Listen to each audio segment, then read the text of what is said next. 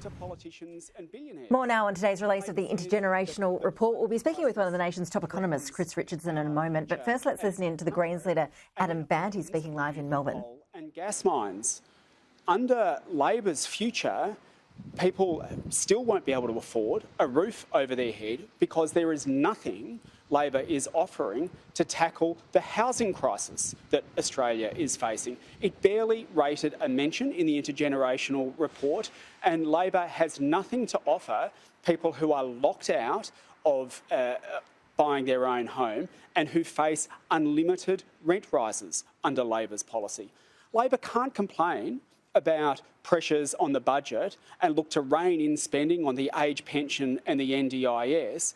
At the same time, as there is $1 trillion in savings if Labor makes the big corporations pay their fair share and stops giving handouts to the wealthy and to property moguls. Small government solutions will not fix the big problems that Australia is facing. What is crystal clear from this report and from Labor's policies is that there will be more of the same. People voted for change at the last election and they're just not getting it.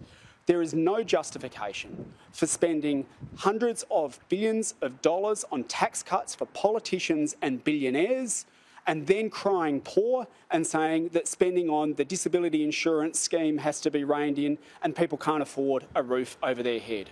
There is the money available to tackle the problems that Australia is facing in this intergenerational report, but it relies on Labor having the courage to stop giving tax cuts to politicians and billionaires and instead start making the big corporations pay their fair share.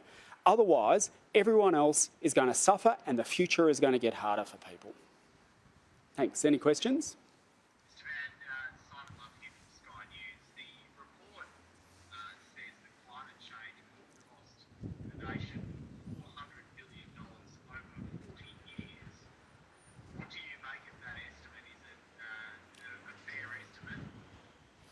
The report shows that Australia stands to lose and lose much more than many other countries if we don't get the climate crisis under control.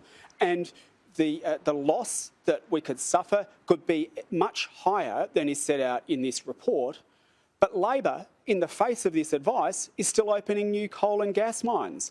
This report should ring the alarm bells that we cannot open new coal and gas mines, but Labor doesn't seem to have got the message.